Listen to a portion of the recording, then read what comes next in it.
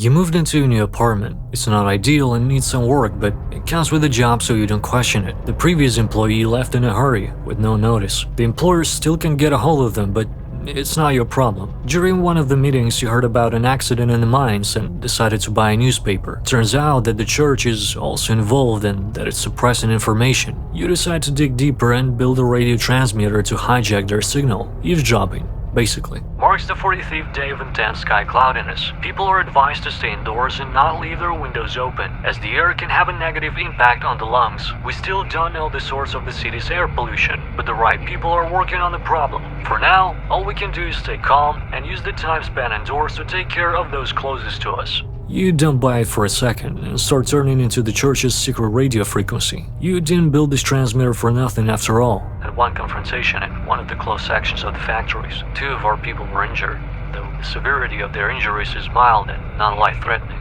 5 quarantine factory workers have been compromised and 1 suffered a fatal injury, requesting 2 emergency trains to help with the cleanup of the biohazard related to the aftermath of the incident. We can't determine the type of hazard we're dealing with, so approach the scene with caution. It's still unclear what's going on, so instead of worrying about it, you decide to have dinner. You head to the kitchen and glance at the crack in the wall. You have no idea why it's cracked like that, but it's probably nothing to worry about, considering that it's been like that for a month now. After some dumplings, it's a good idea to check the radio once again before going to bed. That's exactly what you do. Reporting from Sector 02, the mining hole. Today we recorded a sudden increase in the unknown liquid that has been filling the mine. Got some of the crewmen off guard. They came into contact with the substance. We did preliminary cleanups and followed the latest draft of procedures. They should be arriving in HQ's medical ward on the next incoming tram. There are also new samples of the soup arriving on the same train. They were taken today after the sudden rise. I think I saw its surface move today. Although I wish it were only my imagination. Reports from the mines become more and more concerning as the days go by, but what can you do? As you were heading to bed, you heard strange noises coming from your kitchen. You go to the kitchen and the crack has grown in size. It's huge now, but you can't see through it because it's pitch black. You can't help but think it's one of those anomalies mentioned on the radio. It's better to check if the wall is broken on the other side as well, but nothing.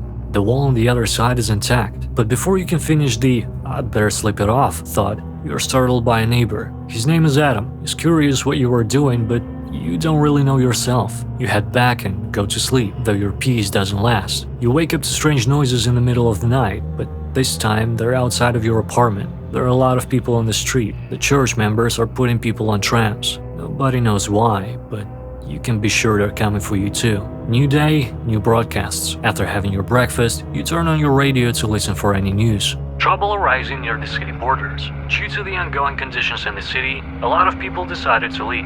However, this has become severely difficult in recent days. The trains and trams leaving the city are overcrowded and the infrastructure is simply unable to keep up. Waiting times have become unbearably long and some trains don't arrive at all. Those who decided to leave on foot are facing at least a 2-day hike to the nearest city. It's not an easy journey to make for those who undertake it unprepared. Neither of those options seem acceptable to you, so you decide to stay. You're the building's overseer after all. The church's secret radio frequency isn't any less worrisome. Reporting 1 fatality. The guidelines we received have proven insufficient. I understand that they're subject to constant change, but they have now failed us. They didn't prepare us for the event that transpired. Please, update them as soon as possible to prevent further endangerment of our crewmen's lives due to these unavoidable mistakes. From now on, all marked buildings confirmed to show dangerous activity must be placed under mandatory lockdown. Relocate all uncompromised residents immediately.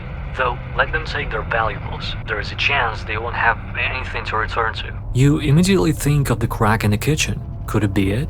It's possible. You decide to record the noises coming out of it and head to your workplace to get a cable, though you run into Mrs. Klimek, an older lady cleaning the floor. You exchange pleasantries and she tells you that her husband is asleep most of the day. He's probably just old, you think, and head to the office. As you were getting ready to leave, you heard a bunch of voices outside. Voices that you don't recognize. It's better to wait it out in a room, but your peace is once again disturbed. A woman walks in. She's a scientist from the church. She just wants to know if there's anything she should know about. You can either lie or tell her about the crack. You lie. No need to get shady organizations involved. She leaves. The hole in the wall can't be that serious, right? After recording the noises from the hole, it's time to listen back. Though, it was the wrong decision.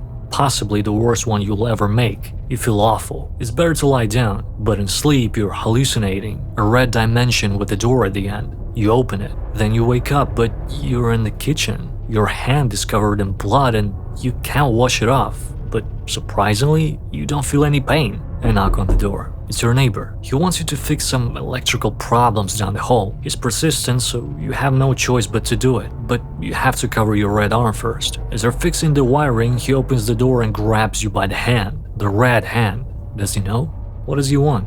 You tell him to mind his own business, only to hear, "See you in hell," in return.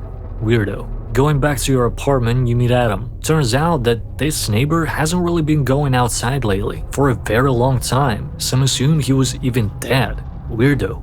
Indeed. I guess it's for the best not to leave the apartment too much now. Speaking of which, it's time to turn on the radio again. We've received disturbing reports of gruesome incident happening on Bulonska Street. Details are sparse, but it appears that there has been a rather bloody accident in the neighborhood. That's your street. You step onto the balcony to see it for yourself. And that's when it hits you. It's not just a single anomaly in your apartment building. It's everywhere. There's a lot of blood on the street. The electrical lines, the giant metallic towers are falling, and the roads are cracking up. It's everywhere. Following the incident on Bulonska Street, we're receiving reports of small earthquakes throughout the city. Cracks as wide as 1 meter have formed in neighborhoods near the factories and mines. The tram services are disrupted by these unusual occurrences, and pedestrians are advised to exercise caution while moving through the city. The church's secret broadcast seals it. It's more than just a bunch of weird abnormalities.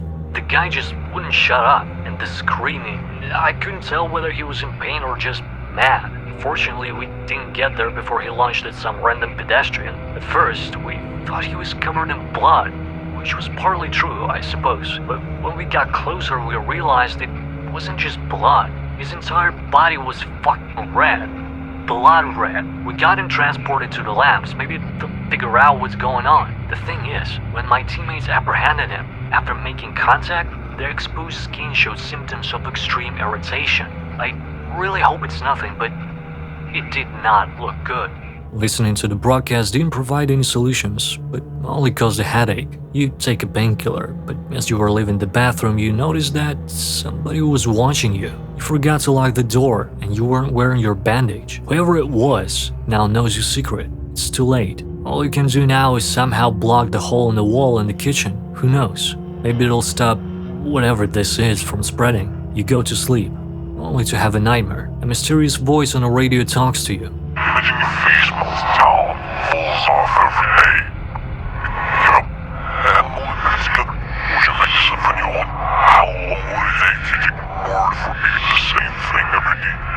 Yup, after a while, stop caring whether it faces there or not. It's either just one, and it's not one anybody cares. You need to escape the nightmare. You rush to your bed, but there is something lying in your place. Something, or rather someone red. It tells you that you two are the same thing, just placed at different intervals of time. It reminds you that it's not what you want, but rather what you do, and what the world does to you. You wake up fully changed. Someone's knocking on the door. It's your elderly neighbor and she's begging for help. But what can you do? You can barely stand yourself. You have to decline her cry for help. The voice on the news radio station says that even they don't have any information. It's being withheld from them too. But the truth is the least of your concerns at this point. You turn on the church's secret radio frequency. We're approaching the building from the anonymous resident report. It's that damn street again. We'll report after the job is done. Someone's knocking on the door again. You hold no illusions that whoever it is, they know your secret, and they're here for you. And not in a good way.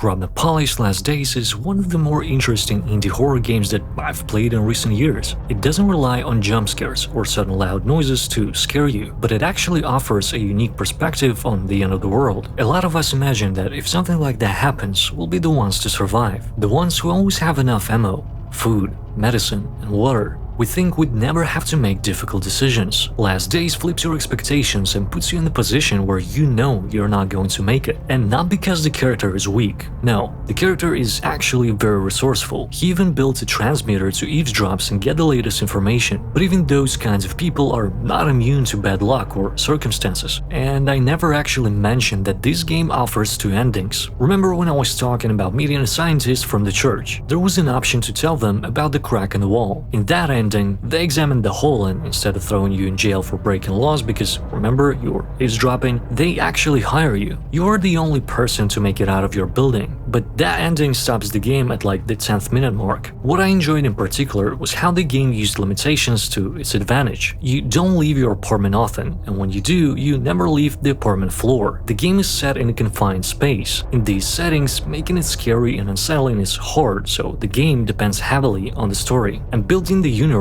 while the player never leaves their four walls is an art of its own. In Last Days, the main storytelling device, no pun intended, is radio. You turn it on multiple times a day to find out what's going on in the world. By using a single object, the radio, it keeps the development scope manageable and opens up a lot of creative possibilities. Whenever a game has an object that gives you different information and you interact with a lot, there has to be structure. Given that this game is made in Unreal Engine, one of the easiest yet most messy ways to do it is to assign a numerical variable to the object, an integer.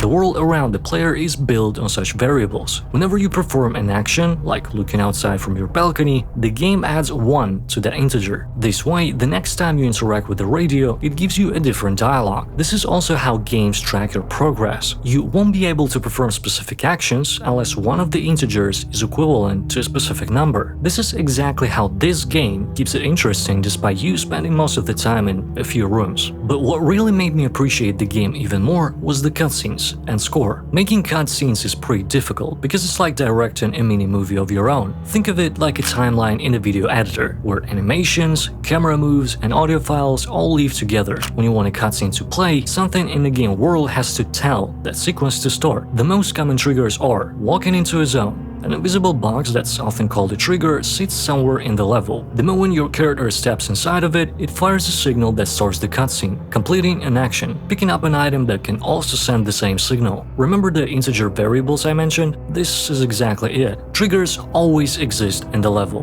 but they're just deactivated. Every time you pass through them, they check if your number is correct, and if not, nothing happens. But when you finish a specific task and your number gets big enough, it makes the cutscene playable. For example, the first time you walk into the hole, you don't see Adam, but after you check if the wall is cracked on the other side, Adam appears. But talking to him doesn't trigger a cutscene, because the game knows that your number is too small yet. Fitting music into the system is very interesting and sometimes way easier than people think. You can either have music that adapts to what's happening on the screen, or you can, well, simply make the game play a song at very specific moments. The latter is how I think it works in this game, because the adaptive system requires more work and doesn't always make sense for small teams like the one that made Last Days. You wouldn't drive a 10-hour route just because that's what professionals do. Anyway, the soundtrack is built on synths. For example, one of the soundtracks starts more or less musical, but as the story in the cutscene progresses, it becomes more and more distorted, aggressive, and yet stays rhythmic enough to keep you locked in.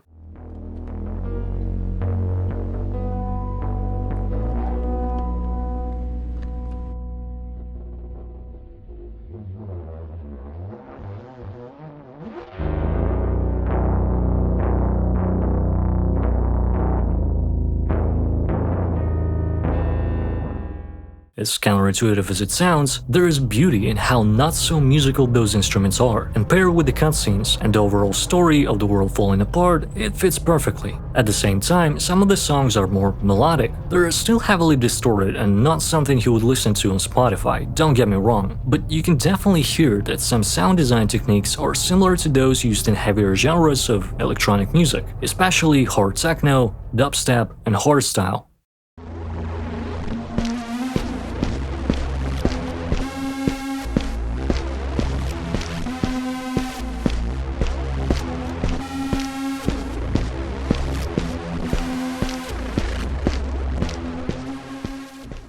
It's incredibly fun making music like that. Almost every synthetic sound you hear is usually made with synthesizers like Vital or Serum, and most of it is made from scratch with sounds like sine wave, square wave, triangle wave, and sawtooth.